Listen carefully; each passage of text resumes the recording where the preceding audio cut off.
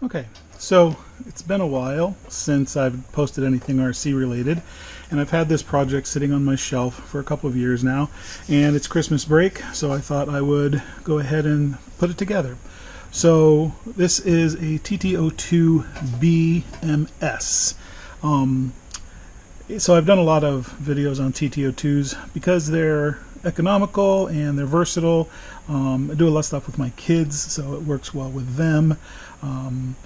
The only TT-02B we have in our fleet right now is a special pink Neo Scorcher that is my daughter's. And I wanted to do something now that we live in Maine that would be really good in very muddy and in snow. So I went ahead and bought this kit, and I bought some hop-up specific with running it in cold weather in mind. So we're not going to use the stock rims, we're not going to use track type tires, we're going to do something a little bit different.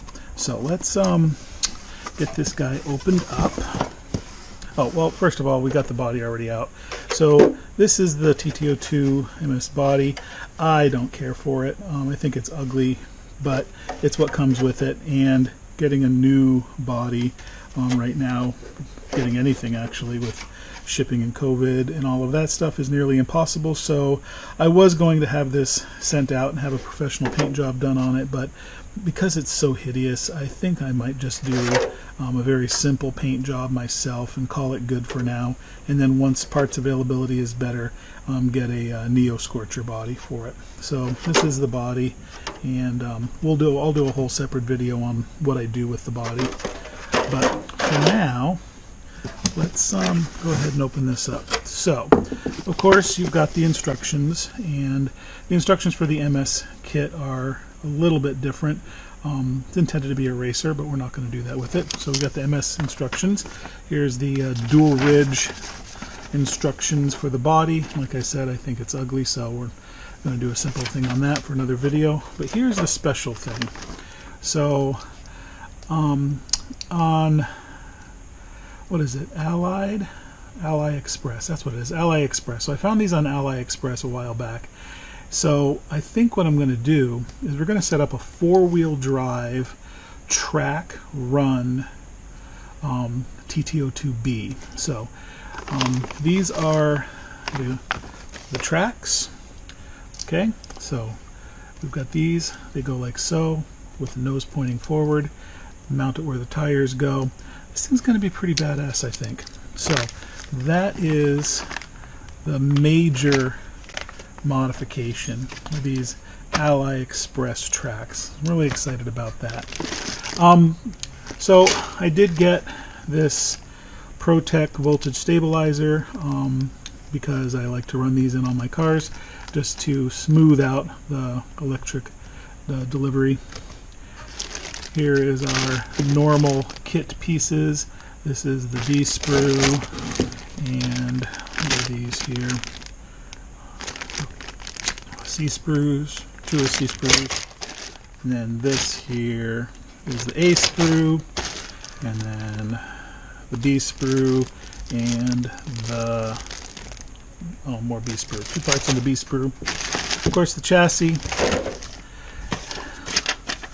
and then it's talking about how to measure out, make an adjustment to the manual on the connecting rods. So instead of at 16, we're going to go to 20 on those. That'll be part of the build.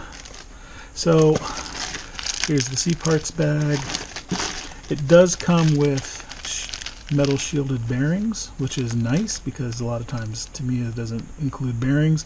So metal shielded bearings. A parts bag. Shock parts here. Comes with standard CVA shocks, but they're in white, so that's kind of nice considering this is going to be a winter rig. More parts here, the X parts. These are for the shocks, of course. Alright, we got the mechanicals bag, the D bag, or sorry, the B bag here. It comes with 400 CST oil, and we're going to change that up given the temperatures that I expect to run this in. I don't expect it to be run above freezing very much at all. so we're probably going to switch this out to at least 300, possibly 200. We'll have to see how the temperature affects the oil viscosity. It does come with the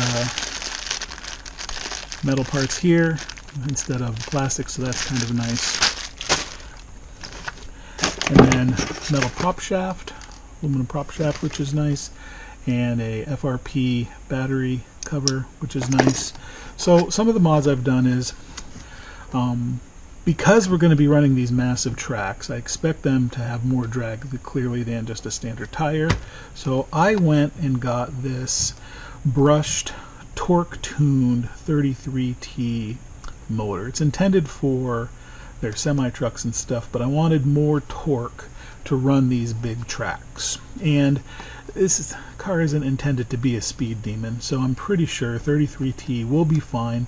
It'll be interesting to see once I get it built up how well this does, but I wanted to stick with brushed motor power because of weather resistance. As far as the servo goes, I went with a waterproof Savox. This is an SW1211SG. So waterproof servo and high torque jobby so that it'll turn these big tracks. And I went ahead and got this Onyx. I think this is a Hobbywing 1060 rebrand. But instead of going with the Hobbywing, I went with this because at the time this is what was available. Most of the cars that I run brush motors in are running genuine Hobbywing 1060s, but I think this is just a rebrand with the heatsink painted black, and it's got the Duratrax star teak type connector here. So this should work out pretty okay. Other hop-ups include aluminum hubs, because the plastic hubs running these big tracks in the cold I think are probably not going to hold up. So we went ahead with 53823 aluminum wheel hubs.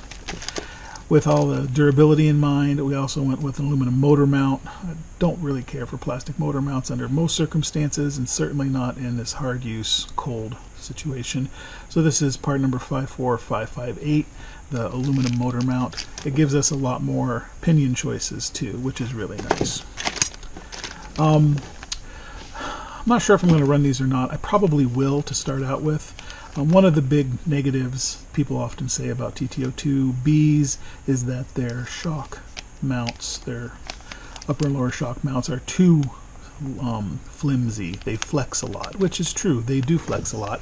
But this is a beginner's level buggy, and having that flex in the shock towers allows for less damage. It'll flex when things get hit and when it gets tipped and stuff.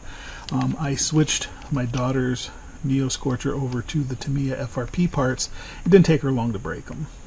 So keep that in mind, that when you stiffen up parts, that just transfers the energy, so maybe it will end up breaking rather than just flexing. So we're going to try this to start with, because I do prefer stiffer shock mount points to allow the shocks to do their work, and I'm a better driver than my daughter. So more hop-up parts. We've got the low friction suspension balls. The kit comes with the plastic jobbies. This does a much better job of that. This is part number 54559.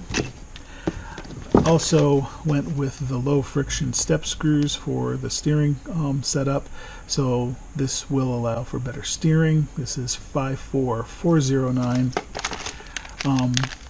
Here's a high torque servo saver. Again, with the large tracks and the high torque servo, I really felt it imperative that we have a stronger servo saver, so it transfers the energy better to the front tracks, not the wheels, front tracks, better than the stock servo saver would have. I just think that the plastic servo saver that comes with the kit was just end up bending and giving a lot of sloppy feel and maybe not even turn the tracks in the front. So this is part number 51000. Here is our differentials, and here is the pinion that I'm going to be using. I went ahead and stuck with the 20-tooth pinion, figuring that the torque of the motor should be strong enough, but I can always change this up. It's important to switch out the pinion from the stock aluminum one because it just wears out super fast and then kills your gears. So this is the hard fluorine coated pinion. Should be a lot more durable, and it's part number 53509.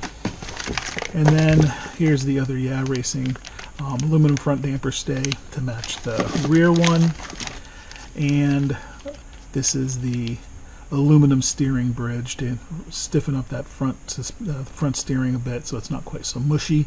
Also with the ball bearings and stuff, rather than just plain step screws, it should give a bit better steering feel to this section of the steering. So this is part number 54575. So those are all the parts. This is the kit. I plan on building this over break, so hopefully it won't be too long from the time I post this unboxing to the time I post some other build stage completions. So I appreciate you watching. Go ahead and leave a like if you like the video, and if you got any questions, go ahead and drop a comment and I will try to get to those questions as quickly as I can.